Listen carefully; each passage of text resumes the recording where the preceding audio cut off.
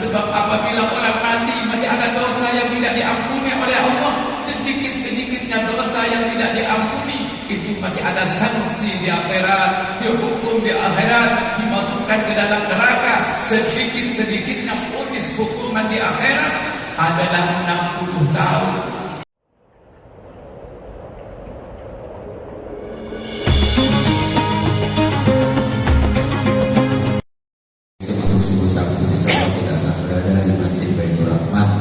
Jalan Sutoyo atau dekat SPBU sebelum taman Parawan. Yang berikan tausiah pada subuh hari ini adalah Ustaz Bahri. Ustaz, terima kasih reportnya.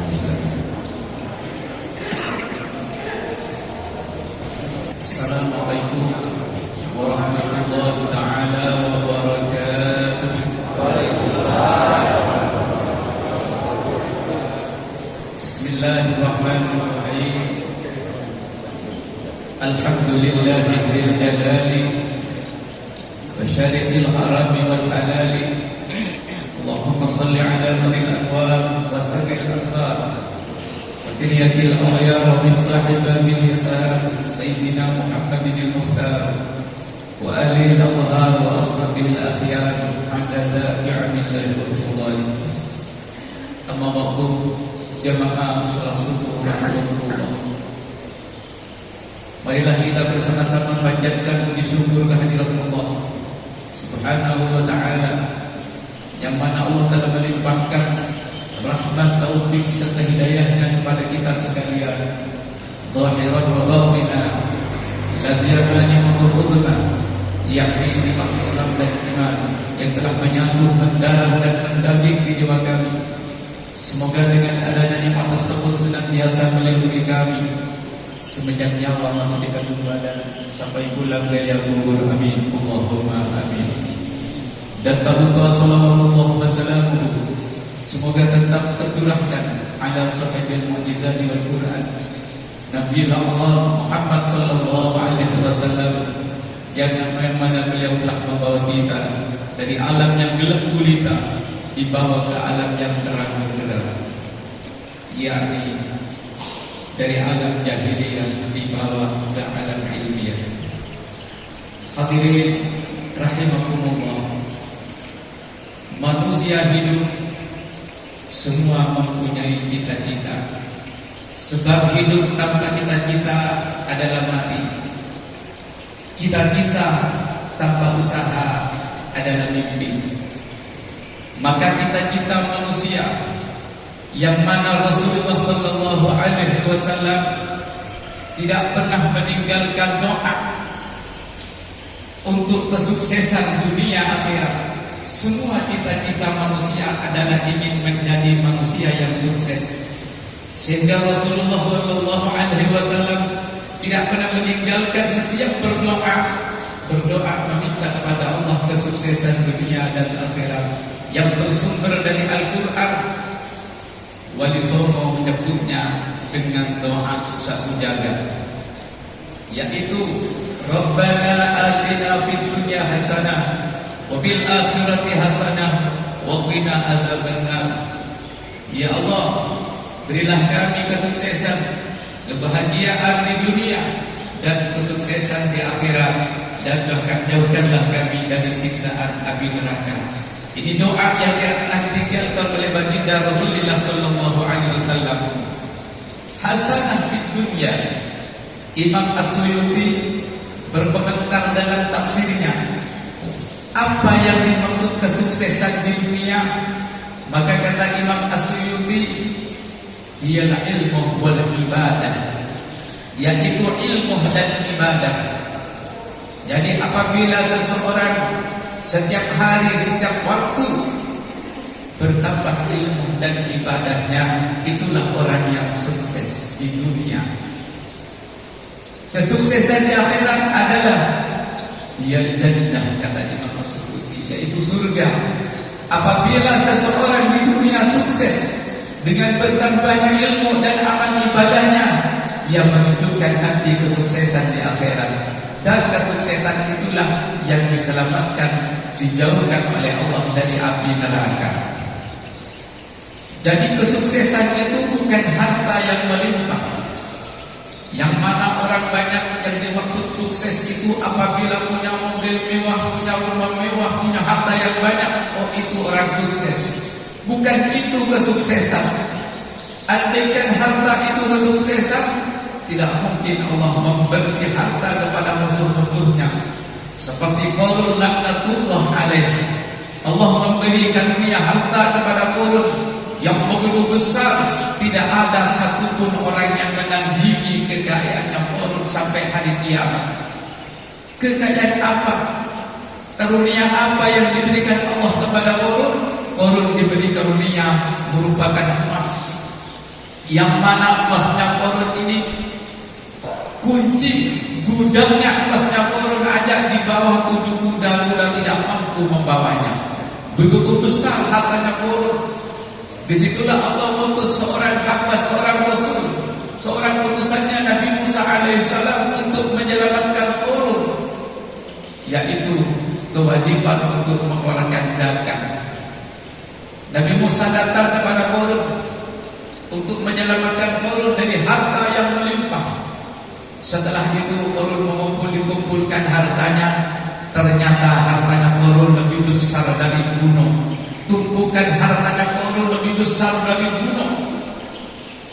Akhirnya Qarun merasa keberatan untuk mengeluarkan zakat yang kewajiban, yang mana datangnya dari Allah melalui Rasulnya Nabi Musa alaihissalam. Qarun menolaknya. Bukan hanya menolaknya, Qarun memfitnah Nabi Musa. Qarun mencari seorang pelacur, dan ia dibayar oleh Qarun dengan bayaran yang menggiurkan, dengan catatan si pelacur tersebut harus mengaku di depan orang banyak bahwa si pelacur itu mengaku dihamili Nabi Musa. Setelah si pelacur itu saling menyetujui dengan Qarun, si pelacur siap menyampaikan apa yang diminta Qarun, dan Qarun membayarnya dengan bayaran yang sangat mahal. Akhirnya Qarun mengumpulkan orang sebanyak-banyaknya, termasuk Nabi Musa dikumpulkan. Ribuan orang berkerumun di situ. Alhamdulillah masih belum datang yang namanya corona. Andaikan datang corona, pasti ditangkap oleh polisi. Berkumpul sebanyak-banyaknya orang, akhirnya Qarun berkata di depan orang banyak, "Wahai hadirin, kita berkumpul di sini untuk menjadi insan yang takwa kepada Allah Subhanahu wa taala, untuk menjalankan perintah-perintah Allah Subhanahu wa taala." Bertanya Qarun pertama kepada Nabi Musa, "Wahai Musa, apabila orang melanggar perintah Allah, antara lain orang mencuri, apakah hukumannya itu?" Nabi Musa menjawab, "Dipotong tangannya." "Apabila ada orang berzina, apa hukumnya itu?" "Dirajam," kata Nabi Musa. "Sekalipun pelakunya kamu, sekalipun saya, hukum tidak ada, tajam ke bawah, pukul ke atas. Tanpa pilih kasih siapapun yang bersalah, pasti dihukum," kata Nabi Musa. Maka si pelacur disuruh berdiri, "Wahai fulanah, berdirilah, apa yang terjadi kepadamu?" Si pelacur berdiri. "Wahai hadirin, Allah memberi pertolongan kepada Nabi Musa."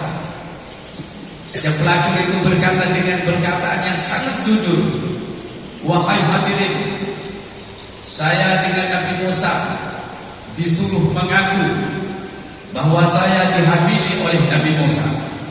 Bahasa yang sangat jujur. "Hadirin, saya dengan Nabi Musa disuruh mengaku bahwa saya dihamili oleh Nabi Musa." Siapa yang malu di situ, Pak? Yaitu Qarun malu. Allah memberi pertolongan kepada Nabi Musa. Dengan sejujur-jujurnya pelacur tersebut mengaku bahwa ia dibayar oleh Nabi Musa, disuruh mengaku dihamili Nabi Musa alaihissalam. Karena Nabi Musa bukan Nabi Muhammad, Kalau Nabi kita Muhammad yang begitu halim, yang begitu sabar, apabila orang menyakiti Nabi Muhammad sekalipun itu dengan lemparan batu, darah yang deras mengalir di badan Rasulullah tidak pernah rasa dendam kepada siapapun, sekalipun orang itu menyakiti Rasulullah. Tapi beda dengan Nabi Musa yang sangat memarah bagi orang yang begitu melanggar perintah Allah. Setelah Musa dengar bahwa orang itu memfitnah Nabi Musa, langsung Nabi Musa berdoa kepada Allah, ya Allah, hancurkanlah Qarun ya Allah, tenggelamkanlah Qarun ya Allah ke dalam perut bumi. Akhirnya bumi keras menjadi seperti air, Qarun tenggelamlah ke dalam perut bumi. Akhirnya banyak pengikutnya Qarun itu berkata, wah, begitu hebatnya Musa menenggelamkan Qarun ke dalam perut bumi agar hartanya Qarun dikuasai oleh Nabi Musa. Tapi Musa mendengar dari apa yang disampaikan dikatakan orang tersebut. Akhirnya Nabi Musa, ya Allah, bukan hanya Qarun, semua harta-hartanya Qarun tenggelamkan ke dalam perut bumi. Akhirnya harta Qarun, rumah Qarun, semua itu ditenggelamkan oleh Allah ke dalam perut bumi. Itulah bagi orang di zaman para nabi-nabi terdahulu, apabila melanggar perintah Allah, langsung balak datang dari Allah Subhanahu wa taala. Semoga kita diselamatkan oleh Allah dari murkanya dan dikumpulkan oleh Allah kelak di hari kiamat bersama baginda Rasulullah sallallahu alaihi wasallam. Maka berkumpulnya kita di majlis yang mulia ini menunjukkan kecintaan kepada Allah dan kepada baginda Nabi Muhammad sallallahu alaihi wasallam. Dan benar-benar di bulan Ashurul Hurum, di bulan-bulan yang mulia ini, bulan Rajab, insyaallah sebagian hadirin ada yang berpuasa. Walaupun di dalam hadis yang sahih tidak ada puasa bulan Rajab itu khusus puasa bulan Rajab. Hadis yang sahih tidak ada, tapi ada hadis itu hadis dhaif. Bagaimana mengamalkan hadis dhaif boleh, asal tidak terlalu dhaif. Lebih-lebih hadis maudhu tidak boleh mengamalkan. Ada hadis yang agak dhaif, ya, sehingga orang itu banyak berpuasa di bulan Rajab. Tapi yang ada puasa khusus adalah Ashurul Hurum, bulan-bulan yang dimuliakan Allah, di antaranya bulan Rajab. Insyaallah dengan kita beribadah kepada Allah Subhanahu wa taala dengan hati yang ikhlas, berkumpul di majlis yang mulia ini, insyaallah Allah selalu memberikan rahmat kepada kita dan diampuni dosa-dosa kita. Karena malaikat Jibril itu Allah yang menyatakan, apabila ada majlis-majlis taklim, solat berjamaah dan di situ ada majlis taklimnya, maka Allah menyuruh malaikat untuk berkumpul di majlis yang mulia ini. Itu namanya majlis Rasul, majlisnya baginda Rasulullah SAW, majlis yang dibanggakan oleh baginda Rasulullah SAW.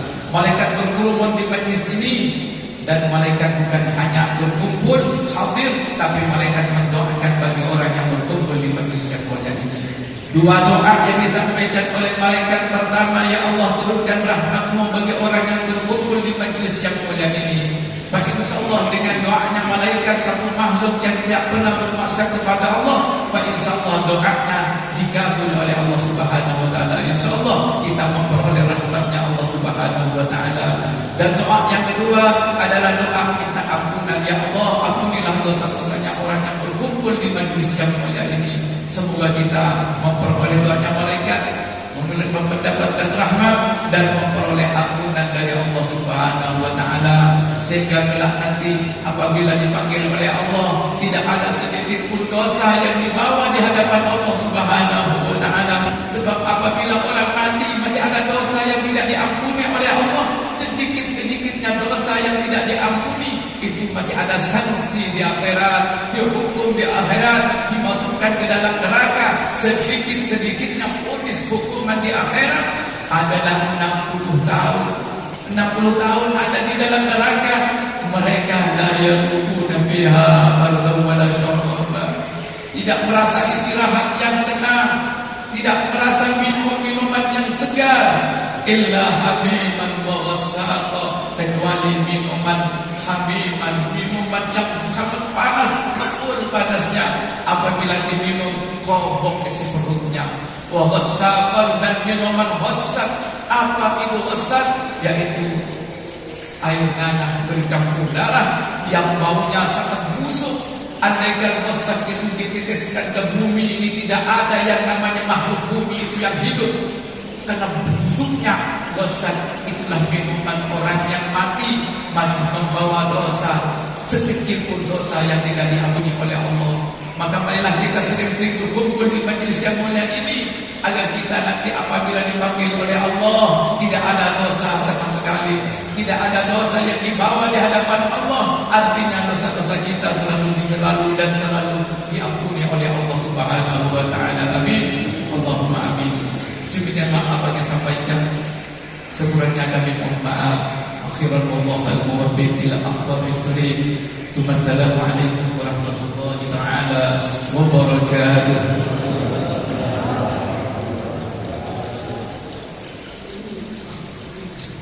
Alhamdulillah, terima kasih Ustaz. Mudah-mudahan apa yang kita dengar pada dalam kehidupan kita. Terima kasih kepada Rasulullah SAW.